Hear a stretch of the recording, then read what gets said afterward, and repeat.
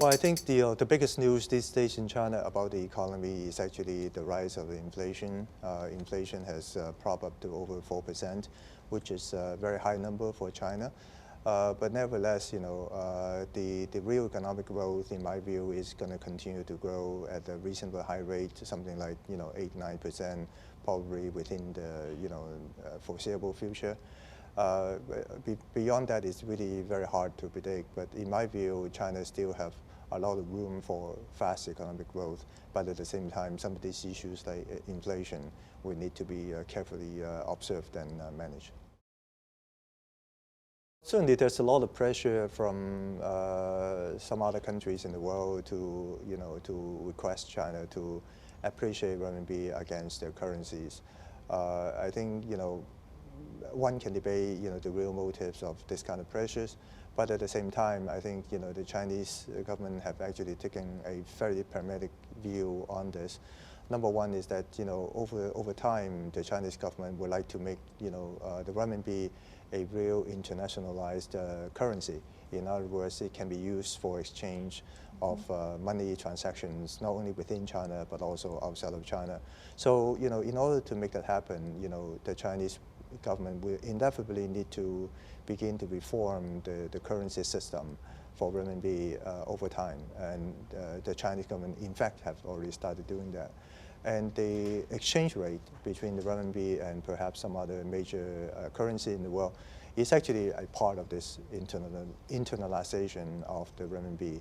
And in my view, the Chinese have been approaching this with a fairly pragmatic manner. In other words, the Chinese have not agreed to appreciate renminbi in a one major jump or a few major jumps. The Chinese, however, have committed to the rest of the global economy by saying that Chinese would like to address the renminbi currency issue through a incremental approach. And in fact, that's what they're doing, a gradual management of the renminbi exchange rate against some of the major international currencies.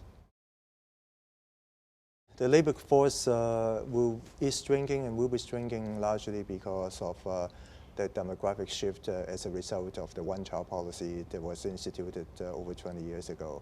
And we are now beginning to see the effect, the result of it. But at the same time, it's not going to really, the labor force is not going to be strong overnight. It's going to take some time. Obviously, if nothing is going to be done with it, then over the years, over the next couple of decades, China will be becoming older, and therefore the productive labor force will be shrinking. That obviously will create a big issue for the Chinese. So one of the issues that is now being carefully reviewed and debated is to what extent the one-child policy should be continued. So to what extent the one-child policy can be redefined so that China can sort of begin to get back to some reasonable birth rate, so that we can supplement the demographics. It's not no major decisions have been made, but certainly against this ongoing sort of trend of an aging population, the Chinese government must have to do something about it. That's clearly is a big issue.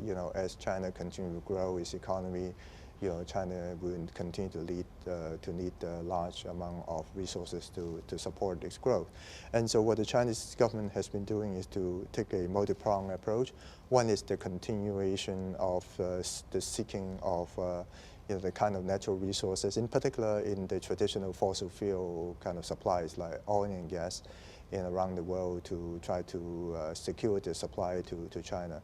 Secondly is to identify the newer source of energy, mostly within China, in particular in the areas of renewable energies, solar, wind, and perhaps other forms of renewable energy as well. And China is probably at the world's cutting edge in the development of renewable energies. And thirdly is, of course, try to encourage the Chinese people as well as Chinese enterprises to be much more conservative, to embrace energy conservation in a much more significant manner, so that China can hopefully manage the demand side in a more reasonable manner.